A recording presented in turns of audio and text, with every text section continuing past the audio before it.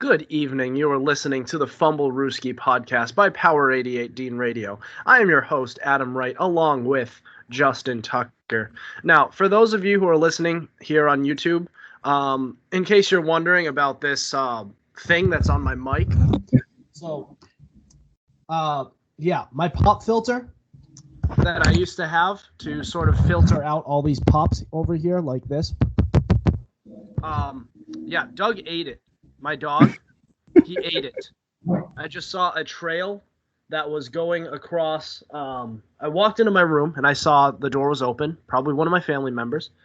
And I saw a trail of black stuff, which happened to be pieces of my pop filter that was going from there into my dog's, across the hall and into my dog's crate where I found the entire, carcass of my pop filter, what was left of it at least. And so I've been forced to improvise, and what I have right now is the case to the mic, which I've just put on top of it. So that's kind of what I'm working with. So it looks a little dumb, but it will have to roll with it for now. Now we have a lot of news coming out, some updates on the Aaron Rodgers drama that's going down in Green Bay. There is the Julio Jones. Actually, yes, Julio Jones. There's some breaking news on that. Apparently, he has requested to be traded. But first, we have a big announcement for our podcast personally. Now, so I told you guys we have something special that we're planning for this summer. And we got it for you. So these next 10 episodes after this one are all planned out for this summer. And we will be doing a series over the entirety of the summer where we will be doing, so for the first 8 weeks, we'll be doing top 10 player rankings going into the 2021 season of all the skill positions. So what that will be so we're going to hit the ground running next week. So for next episode, we will have the safeties. We'll be ranking the top 10 safeties. The week after that, the following week, that will be linebackers, followed by cornerbacks, edge rushers. So basically, we'll be starting with all defense, tight ends, running backs, receivers, and then for the final week of our player rankings, we'll be doing quarterbacks, our top 10 quarterbacks. Mm-hmm. So that'll be interesting, a good finale for that. And then the last 2 weeks going into, which will lead us into preseason, we're going to have power rankings and the Super Bowl predictions. So those will be in the final 2 weeks. Super Bowl predictions, that'll also include some playoff predictions as well. So yeah, you guys we have some material to give you guys, to hold you guys over, to give you guys some material, something to hold you guys over for, football. I know there's, football gets, summer tends to become a big dead spot, when it comes to the NFL. So we want to give you guys some football content while you guys are waiting for the NFL season to start. I know we are all excited. We're just waiting for the summer to end. I mean, not really. We all love the summer, but we also love football and we want that to start. We can't wait for the fall as well. So that is that. But going into our news for today, Julio Jones. So there's a lot of buzz that has been going around him. There's been some stuff going around all summer, all off season kind of, where he has been sort of he's been rumored to be traded with a big cap hit for a lot of cap trouble for the Atlanta Falcons, and the big issue with is that they can't hold on to him because he's too much money. He's getting older, and they have too much offense and not enough defense. Now, so the logical thing for them to do is to trade Julio Jones. Now, there's been a lot of buzz going over this offseason a couple of attempts by other teams to trade for him, but it's really broken open in this past week, and it really went off during Undisputed on FS1 when Shannon Sharp he called up Julio Jones on the air, and he asked him, would he rather stay in Atlanta or go to the Dallas Cowboys? And he said, "No, man, I'm out of there," which made the entire NFL world go berserk.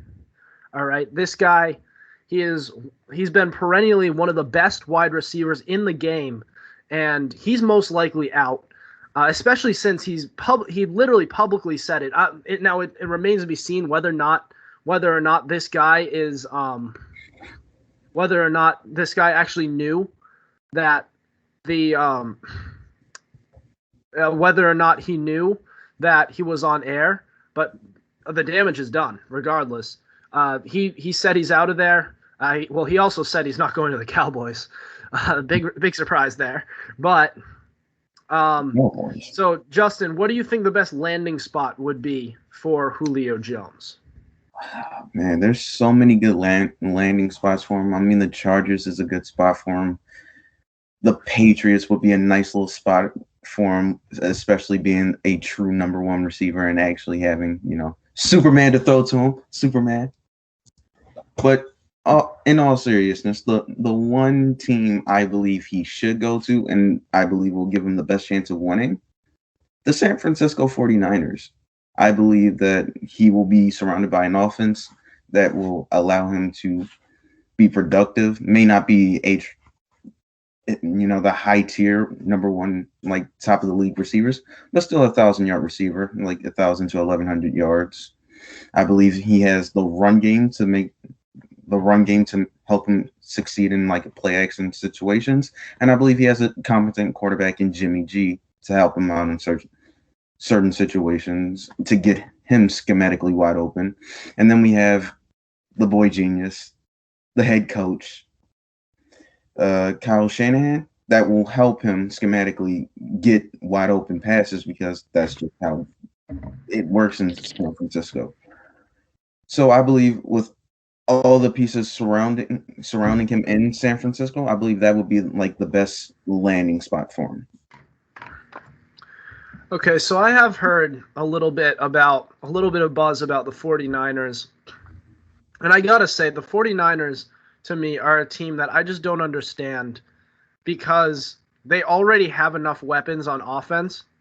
What they've needed is a quarterback, and they got it. And maybe a little bit of help on defense, maybe on the offensive line. Wide receiver, they really don't need any help at. They have Deebo Samuel and Brandon Ayuk, two very good young wide receivers who've proven to be effective in the passing game, and they also have George Kittle. Their passing game is set. Their rushing game, whoever they plug in, is always good in that system, and that defense has always been very good. Nick Bosa is going to be coming back. That team all around really doesn't need anything. There's no need to surrender picks and try to reach for a player who's getting up there in age, and Julio Jones, who may have only a couple good years left in his career. Now, as for the best landing spot, who I think would work the best, there's two teams, and I'm still deciding which option is better than the other. There are the Indianapolis Colts with Carson Wentz, where he already has a few good pass catchers at his disposal. He would be number one over T.Y. Hilton. He would have Michael Pittman to throw to. And they have a great offensive line. They have a great defense. That team, and they have a great coaching staff. That team, which is already thought to be in the mix for contention this year, that team is over the hump, and probably they might be favored in the AFC if they get Julio Jones added into the mix. Now, another team, and this is I'm surprised the this team hasn't called him up right as we speak, but the Green Bay Packers, especially with what is going on with them right now and their quarterback, they have a very unhappy quarterback for the very reason of not getting enough targets for him. They have Devontae Adams. They don't have a legitimate number 2 guy, even though they have some serviceable pass catchers. They have a very good defense, just a great surrounding team. And they need that one piece to get excuse me. They need that one piece to get that team over the top. Julio Jones added on to Devontae Adams with Aaron Rodgers throwing to him makes that team one of the best teams in recent memory. Name a team that has had 2 legitimate elite wide receivers like that in the past 5 years. The Minnesota Vikings. Not like that. Not who nothing Thielen like and that. Diggs. Thielen and Diggs. Julio Jones and Devontae Adams is much better. That's like 3. That's much higher. That's no. I agree it's higher, but I wouldn't say much higher. I think you're discrediting It's a lot higher. and Diggs. They're in their own tier. That's like if you have like a hierarchy of wide receiver duos, Devontae Adams and Julio Jones would be in their own tier in this league. And Thielen and Diggs doesn't really come close. They're like 2 tiers below. I disagree. You saw what Diggs did last year, but you saw what he did. He can be very productive with a competent quarterback. If you gave productive and Diggs, Aaron Rodgers, and if you gave Adams and whatchamacallit, Kirk Cousins, I think they'd have similar stats. Julio Jones? No. Yes. Who do you think? Who do you think is better, Matt Ryan or Kirk Cousins as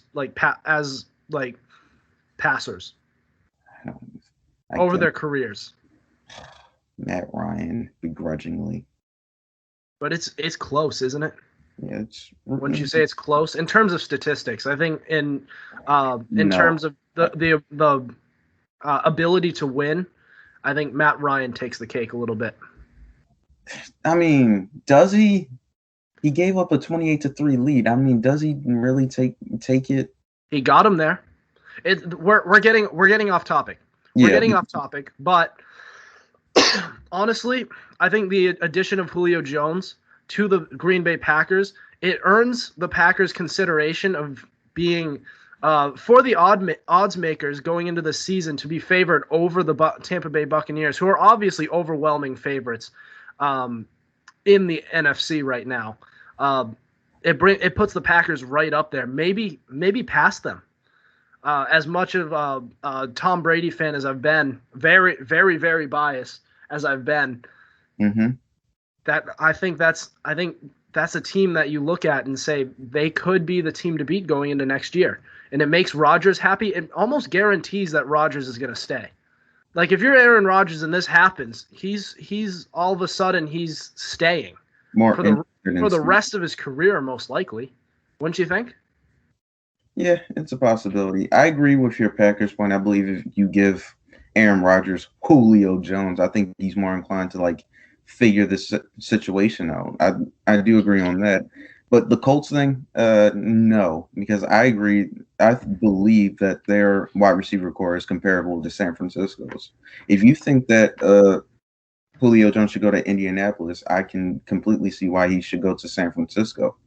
Because as much as I love T.Y. Hilton, he is on the down slot side of his career, even though he plays fine when he goes up against Houston. I don't know what it is, but he's always phenomenal against them. But I believe he's on the back nine of his career. Michael Pittman is ascending. I will give you credit. He's ascending, but so is Deebo Samuels and Brandon Ayuk. So I could easily put Julio Jones on San Francisco and say the same situation for Indianapolis. I believe that defense in San Francisco will get better because they were dealing with injuries last year. So I believe they will get better, but I believe they'll take a step back because their DC just took a head coaching job with the Jets. But I still think they'll be competent enough to make the playoffs, and I believe it will be the same situation with the Colts. But the Colts play in a much tougher conference than the 49ers do. So I believe it'd be easier for them to go to the 49ers and have a better shot of winning. So Brandon Ayuk is ascending, and so is Deebo Samuel. Yeah. And T.Y. Hilton is not. He's on the downside of his career. So wouldn't that further support my point that the Indianapolis Colts need the wide receiver more than San Francisco does? I mean, Brandon Ayuk is a rising player, and so is Deebo Samuel, and so is George Kittle too. So you have these three young players. The Colts only have one, and we don't even know if Pittman actually has what it takes yet. It depends on how you perceive the question. Where should he go? Are you asking for the team, or are you asking for Julio? Because I think for Julio, he should go to San Francisco. Now, as for team needs, sure, it may be the Colts because T.Y. might be on the downside of his career. But if Julio wants to sit there and I want to win a ring, I could see that a healthy 49ers team could make it to the Super Bowl if healthy. You can't say the same thing about the Colts? I could say the same, which is why they're comparable. I wouldn't say one is better than the other, is what I'm saying. I think one's better than the other. I think the Colts are good for Julio because Julio could rack up more statistics and the team would be able to win. For the 49ers, he could be just lost especially with his age, he could wind up being lost in that big trio of that plethora of targets in that San Francisco offense. That's Julio Jones. I don't think he's getting lost in the shuffle. It's Julio Jones. You have to double. Still going to have less targets. I believe he could do more. I think he'll do just fine with 10 less targets. I think he'll be fine. It's just he missed a couple of games this year. If he stayed healthy throughout the season, he'd easily be a 1,000-yard receiver again. But that's just my opinion. Oh, he absolutely would have been. He just with the amount of games that he played, he wound up with almost 800 yards. Mm-hmm. So that just tells you the caliber of player that he still is, regardless of the fact that he was injured. But he is getting older, and these injuries that keep popping up, I mean, that should raise some eyebrows. So that will wind up ultimately bringing his value down, Atlanta is looking for a first-round pick out of a team, but league perception so far, according to reports, nobody expects to give up a first-round pick. It seems like it's going to be a second and say a third, and that could be it. So up next, I will share with you two teams that, according to reports, Julio Jones is actually interested in playing for, and these are two teams that you won't expect. That'll be up next. You are listening to the Fumblerooski Podcast.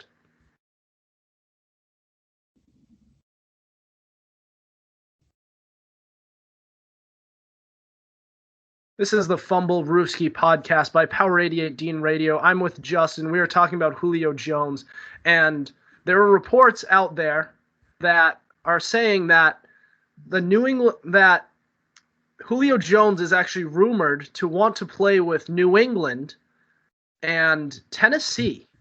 So this is interesting. These are teams that you wouldn't expect that he'd want to go to. New England, who have been predominantly a run-first offense, and it's actually the reasoning, according to a report by Mike Giardi, is that he wants to play with Cam Newton. Out of all people there. He doesn't want to play with the new guy, Mac Jones. Superman. Okay. And Tennessee, who have lost almost all of their weapons, with just A.J. Brown left, he wants to go there as well, who are also kind of a run-first offense. So you wonder what Julio Jones wants. He told Shannon Sharp on the air that he wants to win. And don't get me wrong, you could still win with these teams, but you would think these aren't the premier options that he'd be thinking of. Justin, what are your thoughts on this? First off, speaking as a Ravens fan, I don't want him to go to any of these two teams. Forget that. Go to the Cardinals. Better yet, go to us. But speaking as a football fan, I could stretch to understand why he would want to go to these two teams. Now, if you look at the Patriots last year, from a talent perspective, they sucked. They couldn't win an interleague scrimmage. Now it is what it is. They had receivers who couldn't catch, linemen injuries on the line, and a fairly decent defense, and they still finished 7-9 because of Bill Belichick. They had some decent ones against, of all people, the Ravens, and I'm still pissed off about that. So I believe if Julio Jones joins that team, along with the bevy of weapons that have already joined them this offseason, it can give them a better chance to make the playoffs and have a better shot at making the Super Bowl, as unlikely that as it is with the already packed AFC conference. Now, if we're going to Tennessee, it gives Ryan Tannehill another weapon to throw to. It gives Derrick Henry another person to take the ball out of his hands and make sure the line isn't packed with like 8 people in the box. It's not like they can just keep on putting 8 people in the box and saying Derrick Henry cannot beat us anymore. So now I believe they'll have to space it out and give Derrick Henry more space to run. And if you give Derrick Henry more space to run, the game is over. It is. And it puts teams in a compromising position. Are you going to leave A.J. Brown in a one-on-one, or are you going to leave Julio Jones on a one-on-one? And so if you look at it from that perspective, it's fairly reasonable why he would want to go to these teams. But I'm just not sure overall it will help them as much as, say, as you pointed out, the Colts would. So fairly interesting. I can understand why he would want to go to these teams. But overall, I'd prefer the Colts over both of these teams. But hopefully he goes to the Patriots over the stupid Tennessee Titans. So, look, there's a reason why we mentioned all these teams that we would want for Julio Jones to go to. I mean, I want him to be a New England Patriot because I'm a Patriots fan. But places where we feel like would be the ideal spot for the team and for Julio Jones. And none of those teams were New England or Tennessee. I had Green Bay or the Colts. You had San Francisco. Now, there could be something about the culture in New England. I don't understand Tennessee really. Not just because of the offense. It could make a little bit of sense for the offense because it takes some pressure off Derrick Henry, who's been their workhorse, who's been the focal point of that offense. They only have A.J. Brown left as for targets in that offense. And Ryan Tannehill's a serviceable passer when he has the weapons around him. My issue is where the defense lies.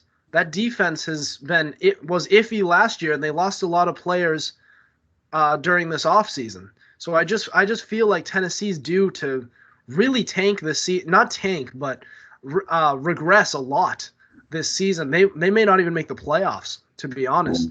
And honestly, out of these two teams, I think New England would make the most sense to me. And even that, I don't understand why he would want to play with Cam Newton over Mac Jones, because Mac Jones is the more capable passer. Cam Newton, even when he was able to throw, he really wasn't anything special as a passer. And I'm sick of this narrative that through the first 4 games, Cam Newton was great as a passer.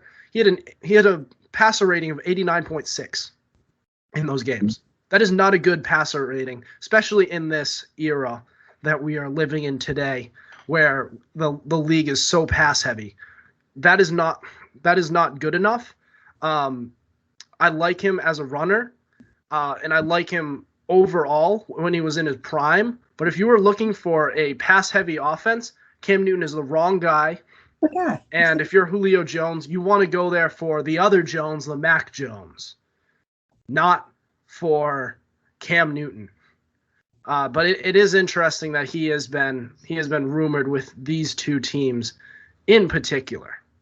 You will turn around on Cam Newton. You will say, you know what? Do it with me, Justin. He will win. He will win you some games, and hopefully he will take you to the playoffs. And you're like, you know what? I've turned around on old Cam Newton. Passed for close to 4,000 yards, 25 touchdowns, only 10 interceptions.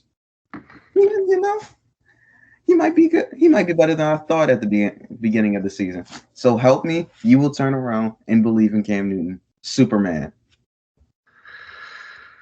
I mean, I'm open to be pleasantly surprised, but I'm telling you, you're setting yourself up for disappointment, Justin. I'm not. Coming from somebody who has seen Cam Newton play all this past season, he wasn't good. He couldn't throw to save his life. And this idea, like, oh, he's working on his throwing fundamentals. He's working to fix it, and you know, the fact that he has to learn how to throw is a little troubling to me. It's I would hope that that his message would be, yeah, I've been hurt from my shoulder, so Yeah. I want to try and get back to full health. Not that I forgot how to throw a football. That should be something that you hear from a rookie quarterback or a young quarterback who's trying to adjust to the league. That's something you want to hear. That's something you would want to hear about Lamar Jackson earlier on in his career. You remember we were hearing reports about that he was working on his throwing, that he was having some growing pains. Lamar Jackson, Yeah. it was like, yeah, that's something you would want to hear because he wasn't throwing very often. He wasn't quite as capable of a passer as he is now. That's something you would want to hear from him. You would have wanted to hear that from Patrick Mahomes or Josh Allen in their early days. Not about Cam Newton, who's been in the league for 8 years.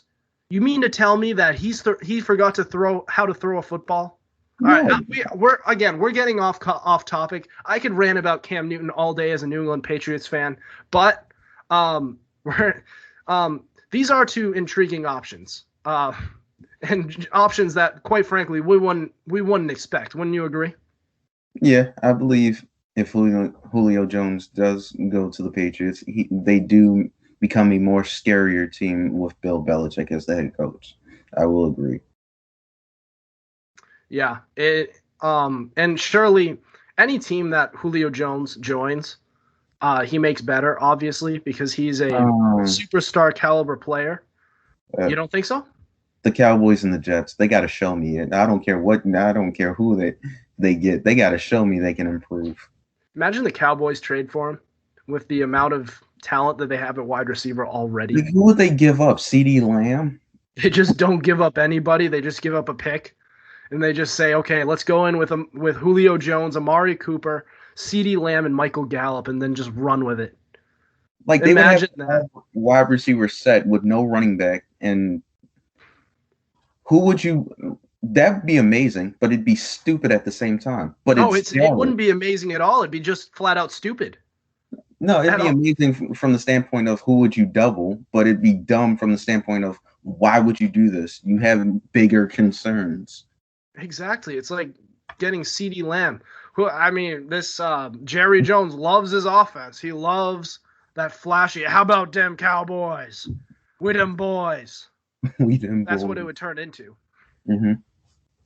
It wouldn't be.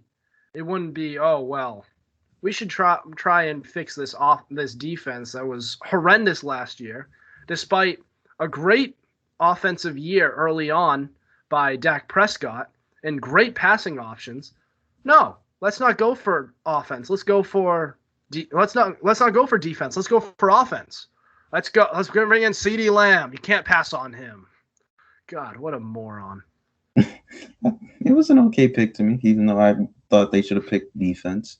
They should have picked defense. It's not an okay pick. You pick the guy that you need to. You pick what you need. I mean, if you want to move on from another guy, move on from Michael Gallup and try to get a pick, fine. And then go get CeeDee Lamb. Of course, CeeDee Lamb's a better player than Michael Gallup. But they didn't do that. They just kept everybody. And they just went with their defense, with the defense how it was, where they just had some major holes, and other players were aging, some players were going through injuries, and some players left in free agency. They left their defense with absolutely no help, and they paid the price for it. Mm-hmm. All right, now we got off topic again, going to Dallas with those idiots. But up next, we're going to talk about I'm going to give you a couple updates on Aaron Rodgers and his drama going on down there. A couple of reports that kind of stir the pot a little bit. Stay tuned for that. You're listening to the Fumblerooski Podcast.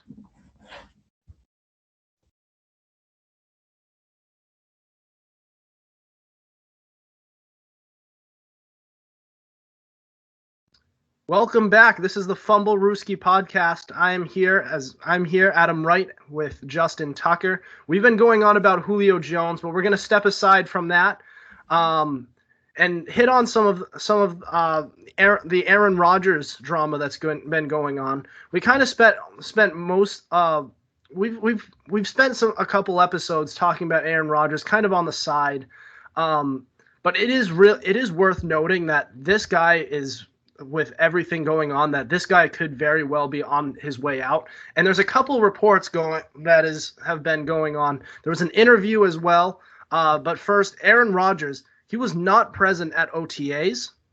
Now I know Justin, you wanted to bring up that the wide receivers weren't either, but yeah, sure. But Rodgers has been throughout his career present at OTAs. Just saying. Now another report is that, so he had an interview with a reporter for ESPN. What's his name? Kenny Mayne. Yeah. And they asked this one question about whether or not he wants to be traded. And I'll read this for you. So he said, "With my situation, look, it's never been about the draft picking Jordan. I love Jordan. He's a great kid. We've had a lot of fun working together. I love the coaching staff. I love my teammates, love the fan base in Green Bay. An incredible 16 years. It's just kind of about a philosophy and maybe forgetting that it is about the people that make the thing go. It's about character. It's about culture. It's about doing things the right way." Now, there was also a point where he also went on to say that the team had a plan going into last year, and I threw a wrench in it by winning MVP, and I'm paraphrasing here, but he said, like, by winning MVP, he threw a wrench in all of their plans, and this caused all these issues and everything. So Justin, I just want to get your reaction on the latest these latest updates on Aaron Rodgers.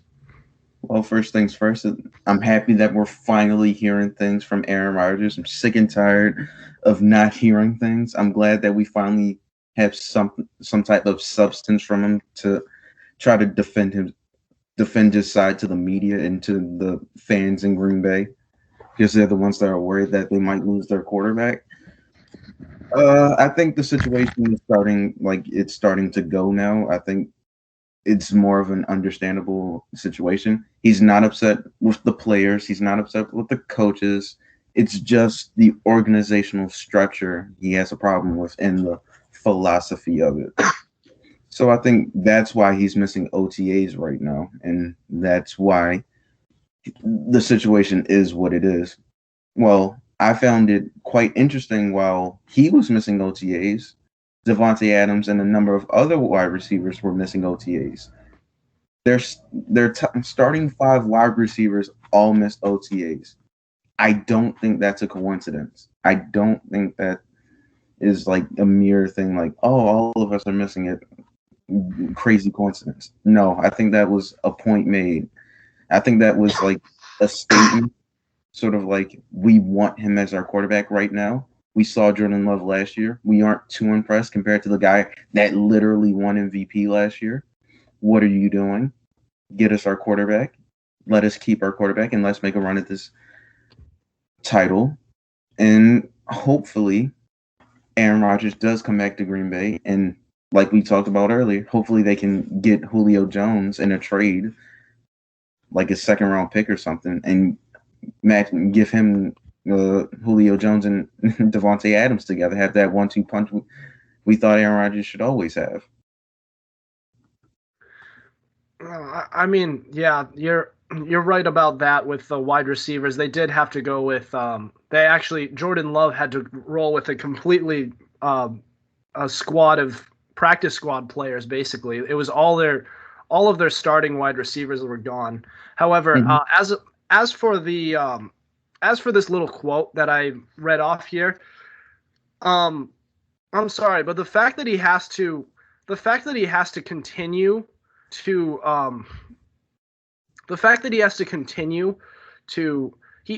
just think about how many times has he mentioned that he's won MVP when the thing had nothing to do with him winning MVP.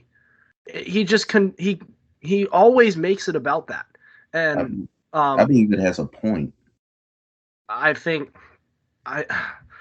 you have to be pretty insecure to have to keep on reminding people that you won league MVP. Everybody knows that. And I had that same issue back about a year ago or so when he said, "Oh well, down years for me are career years for other players."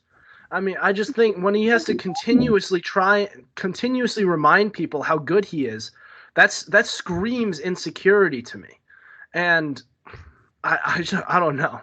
This quote seems very manipulative at times. Trying to say, well, like, oh, I love working with everybody. I love working together. It's right here. It's just about the philosophy, and maybe forgetting that it is about the people that make the thing go. Mm-hmm. The people. What does that mean? He's not talking when he says the people. He's referring to himself. Just saying. It's about character. It's about culture. No. He's saying it's about me. Make me happy. Make me happy. He's saying start thinking about me. Saying I won MVP. Treat me like an MVP. When he says he's forgetting it's about the people. He's referring to the fact that the team hasn't really shown him any consideration. They've been and he might low-key have a little bit of a point, but when you have to keep on bringing that up and saying, make it about me, about over the team, number one, that reminds me of a certain player who used to play quarterback for the Green Bay Packers, who kind of used his talent as leverage against the team for years before he finally left, in Brett Favre. Oh, stop. So, I mean, this quote is kind of, just remember what the question was. He asked if he wanted to be traded.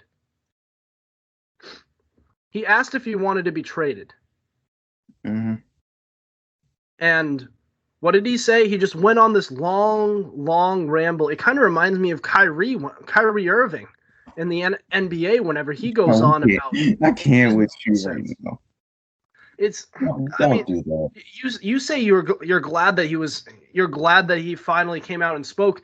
He might have been better off saying nothing than saying all this garbage. Oh my God! Stop garbage.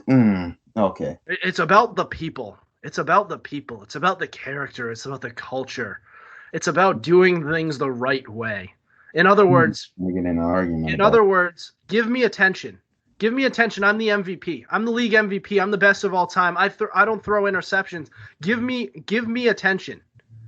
Okay. In other words, he contradicted what he said when he said, I love Jordan. He obviously has a problem with that if he's saying, well, you're forgetting about me. You're forgetting about me. It's about the people. It's basically saying you're not showing enough consideration towards me. I define this team. I can't believe what I'm hearing right now. This is disgusting, but I expect no less from the Tom Brady lover himself. Of course, you're going to downgrade Aaron Rodgers like that. It's ridiculous. I don't think Aaron Rodgers is like that one bit. First off, you compared him to Brett Favre. You compared him to Kyrie Irving. The levels to which you steep to, and you don't say it in a high regard when you say those names. You say it in a low regard. He asked if he wanted to be traded, and he did not say he wanted to be traded. Two paragraphs that completely avoid the question. Doesn't that scream Kyrie Irving to you? And talking about his talent, reminding people how good they are with his words, not with his actions. Does that not scream Brett Favre to you? What are you talking about? He proved it with his actions by winning MVP. That's the point. That's the issue he had. He had the ball 3 times in the fourth quarter with a chance to take the lead, and he couldn't get there. He couldn't do it. Okay. That scream. I don't give a rat's ass about MVP. Win the damn Super Bowl for once. Win an He won a Super Bowl. NFC championship. Don't say for once like he didn't win the Super Bowl. Stop that. One Super Bowl for a player of his caliber. Dan Marino was a player of his caliber. He doesn't have a ring. Let's stop it. Aaron Rodgers is working with a lot more talent than Dan Marino was. And also, Aaron Rodgers is a much, much more talented quarterback than Dan Marino. I believe he's more talented, but much more talented. I think you're disregarding how good Dan Marino was in his prime. He was a good player, but he was not – he's not Aaron Rodgers. Aaron Rodgers, his talent level is incredible. And remind me, has Dan Marino ever had to say, I won MVP, like every single time he speaks? Has he had to say that? Probably. I don't remember. I didn't follow his career, but I'm pretty sure if he won MVP, he wasn't treated the way Aaron Rodgers is being treated in Green Bay. This guy right here is going through it for years, and yet no one had a problem when he was winning these MVPs and winning all these games and leading the Packers when they had nobody else to lead them. I mean, sure, they had Clay Matthews, but everybody knows Aaron Rodgers was the name and face of that franchise for years. What did they do? They refused to listen to him. What did they do? When he wanted to put his input on things, they said, you play, I coach. What did he want to do? When he wanted a wide receiver, they said, no, we're going to replace you for future. Jordan Love. He doesn't have a problem with Jordan Love, like an issue with him specific. The pick of a quarterback is the problem he's having. Like, if I'm on draft night, and first off, being insecure at the quarterback position, every quarterback is insecure. That's the whole thing about quarterbacks. They are divas. They are like insecure about that. If you told Tom Brady, yeah, Jimmy G is going to take your spot sooner or later, of course he would want to get rid of Jimmy G. Would you be happy about that? No, you wouldn't. That's why Jimmy G is not in New England right now. That's how that happened. Tom Brady responded by winning Super Bowls. Aaron Rodgers responded by bitching the way he is right now. No, he responded by saying, you know what, I've had enough of all the BS, just like Tom Brady did, and he left, like Aaron Rodgers is trying to do. Actually, correct me if I'm wrong, who outlasted who in New England? Jimmy G or Tom Brady? Tom Brady made a choice saying, it's him or me. Kraft said, Bill, you have to choose Brady. That's what happened. Brady said, him or me. Bill said, it's Brady. Garoppolo had to move to San Francisco. But I don't think Bill Belichick was like, yeah, I want Brady here for the long haul. He probably said, I'm thinking long-term investment. I want Jimmy G. Now, whether he's right or wrong doesn't matter at this point. I believe in Aaron Rodgers and Jordan Love are in that same sort of situation where they're developing Jordan Love to take his spot, and Aaron Rodgers is like, I'm trying to win now, and you guys are getting in the way of that. You guys are not helping me as far as winning now, as in right now, as in Super Bowl winning. Can I point out one thing? Defense and quarterback. That's what they've done. Can I just point out one thing? What? How many wide receivers has Green Bay drafted in the first round in the past 16 years, which would be the past 16 the 16 years. The first 16 years of Rodgers' career. One, Javon Walker in hold on, wait, in 02? I'm saying the last 16 years. I think it's none. None. Okay. Yes. None. How many did the Patriots draft in Tom Brady's first 16 years? None. None. Exactly. Do you really need it that badly? Are you comparing? How many?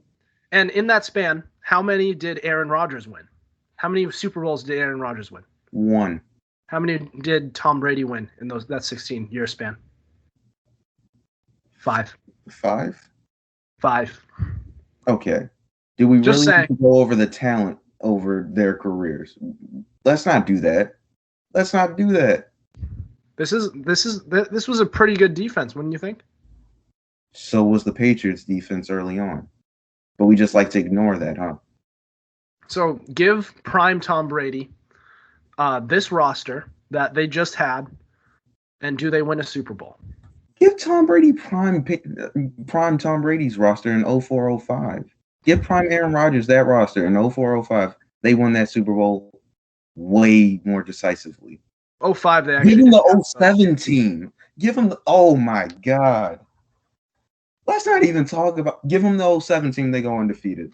They go undefeated. They go undefeated with, you think they go undefeated? Hell, yes. Yes.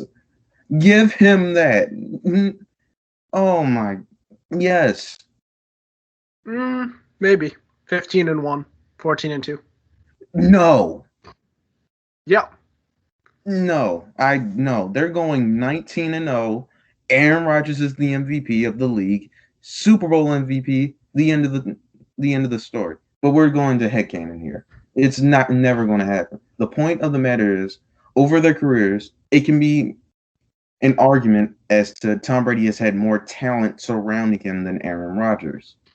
I'm just saying, Tom Brady's never gone on rants, gone on just this like rambling on like this. This is really just I would think take all of the context out. I would think this is Kyrie talking. No, you wouldn't. No, you. I would. No, you I've seen. No, you won't. I've seen Kyrie Irving. Speak. Both of them talk, and they don't talk the same way. I'm talking about just the quote, just going off of what you read, just reading off what they said. Their voices sound the same. Yeah, of course. I could know. Kyrie talks more like different. It's not the same way Aaron Rodgers talks. It's just kind of about the philosophy and maybe forgetting that it is about the people that make the thing go. It's about the character. It's about culture. It's about doing things the right way. I don't know if this is the right term, but when I think of Kyrie, I think of more abstract than I would Aaron Rodgers. But we're getting too off topic. The point is, Aaron Rodgers, I feel like he is justified in feeling the way he is feeling. And you feel that, all right, stop being a pansy and get on with it. All right, so we're running out of time. But one last question on the Aaron Rodgers thing.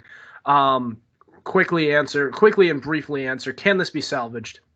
I think it could, but it's going to take a lot of hard work from both sides, and they both want to salvage the relationship. I believe if the Packers come out and admit to what Aaron believes is wrongdoings, then yes, I think there could be steps to be taken forward to salvage the relationship. But if they don't, and Aaron Rodgers is like, all right, this relationship can't be salvaged, then yeah, I don't think this can be salvaged. So I think it depends on both parties here just coming to an agreement, basically. Fair point, but it's very unlikely this gets salvaged. I just think this thing is too broken. Feels like when he says the philosophy, he's obviously upset that the team isn't putting him before the entire organization, the players the ability to win, and I just think I think that's going to be an issue. I think they're clearly not prioritizing making him more happy and trying to satisfy him, and that's ultimately going to sever this relationship. I think Aaron Rodgers is gone either this year or next year. Most likely next year. I think he'll be a Green Bay Packer next year. This in the 2021 season, but that'll be it. He'll be out the door, and he'll go. He'll be throwing touchdowns for Denver. No, not Denver. Hopefully Minnesota gets rid of Kirk Cousins and he goes to Denver. Oh, imagine that. Minnesota would be an interesting one, especially with. I don't think he doesn't want to be in Brett Favre's shadow. I don't think he's going to want to do that. That's literally following the footsteps of Brett Favre, and I don't think he wants to do that. I think he's going to want to go and make something of his own. Which I guess by moving to Denver, that could also move him in the shadow of Peyton Manning. So he could go anywhere, but I think Denver is a nice little option right there. The young rising team. I just thought Justin Jefferson, Adam Thielen, Dalvin Cook. I was like, ooh, that actually might be a little something. That'd be interesting. All right, now That'll do it for us tonight. Thank you for listening to us. Make sure you subscribe to our YouTube channel. Check us out on Spotify and Google Play. Also, be sure to follow our Instagram at Fumblerooski_podcast to keep up with our podcast and the latest coverage on the NFL. Otherwise, we will see you next week. Over and out.